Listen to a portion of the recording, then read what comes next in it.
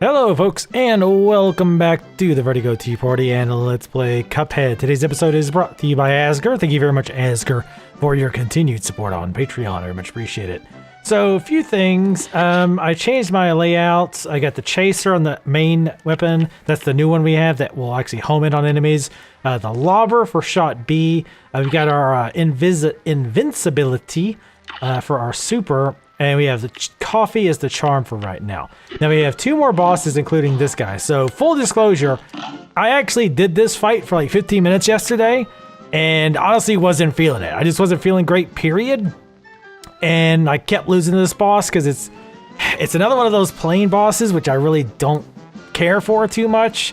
And I was already not feeling great, so I was like, fuck it. But we're gonna do it today. One way or the other, we're gonna do it today. So I can't really decide if I want the coffee or the extra health. Now the coffee's nice because it gives us more, big bullets. But the problem is, as you can see, I'm really, really bad at using them properly. God, of course, the one I hit. I could just do this though. Since that does home a little bit. Oops. Ooh, that was super close.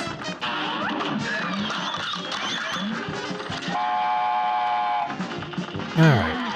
Oh yeah, this phase is,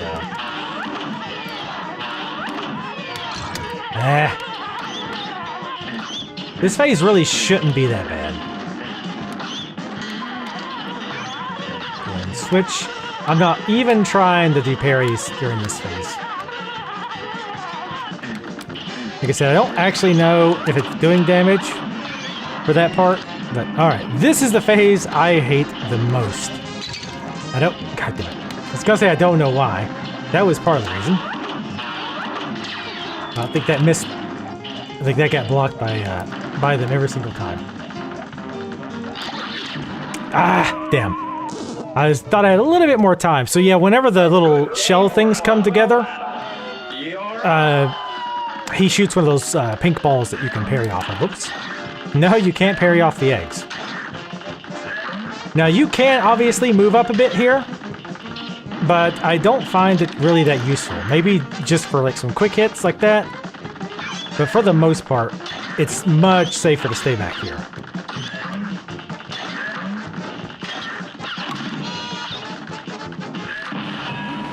Oh, don't you dare. Alright, so we got rid of him quick. That was like super ultra mega bad timing. I honestly can't even tell if I'm doing damage during this phase. I think I am. God damn it. I think that I am. But yeah, oh yeah, definitely.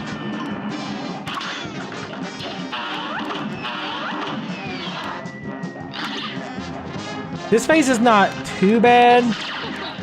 Well, let me rephrase.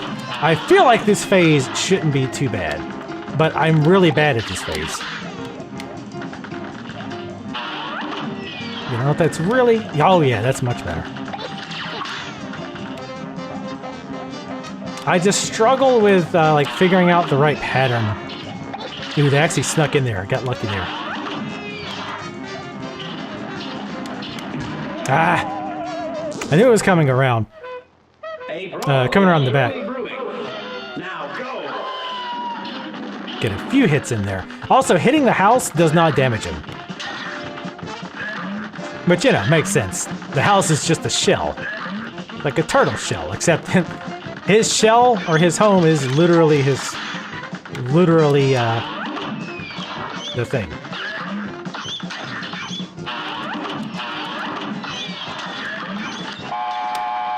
I'm trying to focus, like, when there's no birds. Oh, shit. You kind of want him lower so that you can actually do damage to him. That noise is awful, by the way. Actually, you know what? Damn it.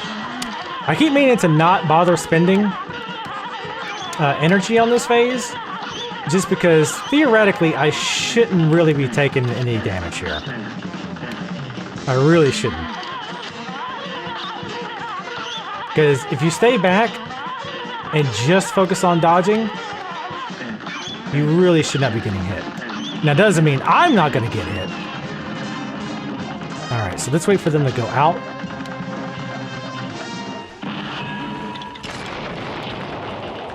Yeah, was kind of hoping. I also wanted to use the invulnerability there.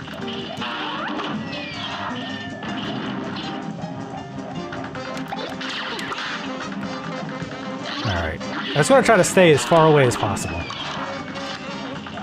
I have gotten to the final phase, and I'm honestly have no idea what to do. Again, this phase is, I feel like, way easier than I make it look.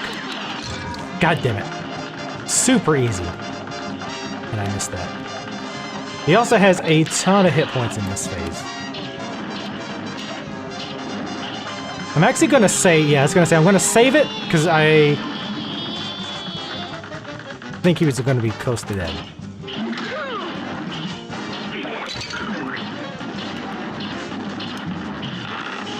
I honestly have no idea. Am I doing damage here? Alright, so the pills shoot out those little things. Oh! Oof!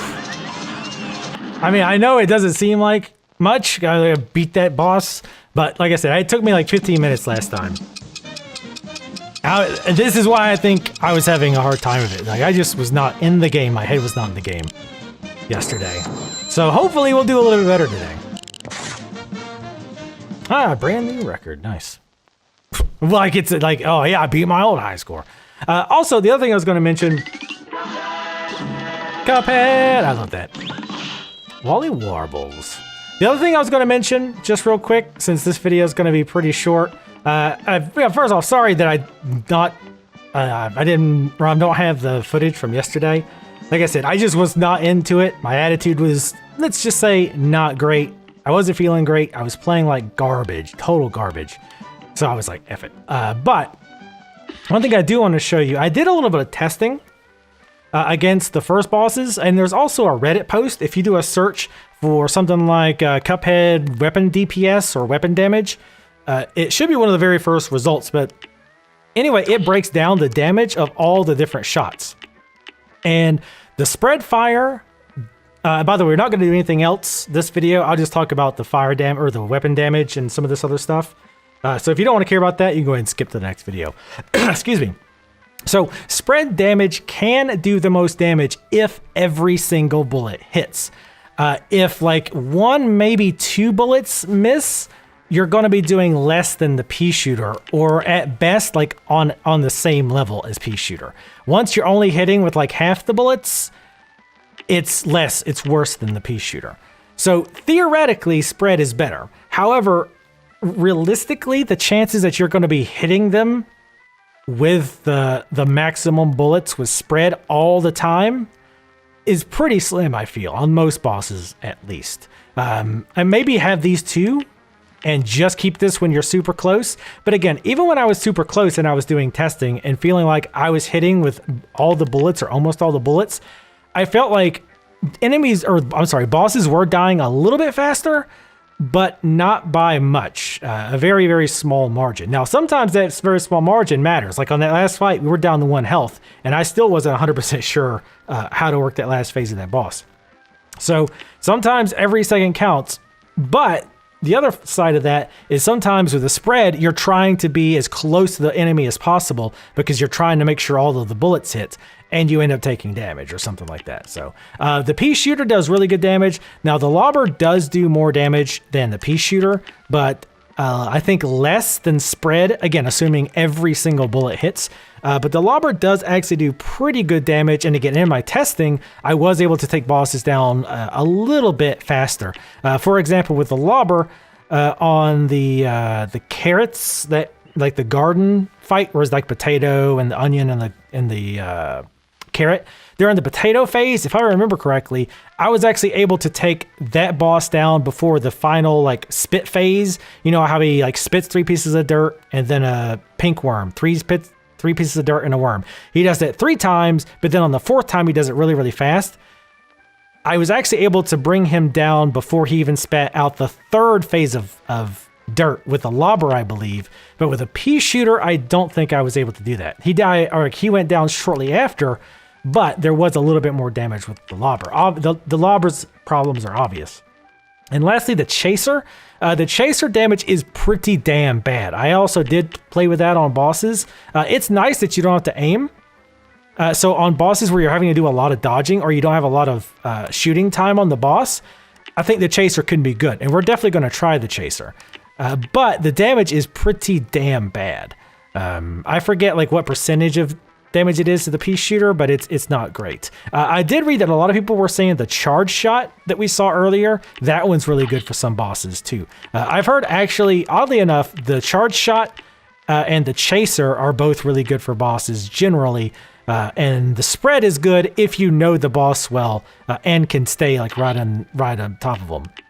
I also did play around with this invincibility one. I could see cases where this could come in handy. Because it allows you to just ignore damage or not only avoid damage from stuff, but you also can stay like right in the boss and be blasting them with the spread shot or the lobber. So it could be handy. I think I'm going to like the other super art a little bit better, but we'll see. Anyway, so where's this last boss? We're not going to start him yet, obviously. Grim Matchstick. Oh boy, that's going to be fun. So it'll be him next time. Thank you guys for watching. Sorry for the short episode, but hey, it is what it is. Let me know in the comments below what you think of the series. If you like the videos, like them. It does help me out a lot. Thanks again to Asger for your continued support on Patreon. Very much appreciate it, and I'll see you guys next time.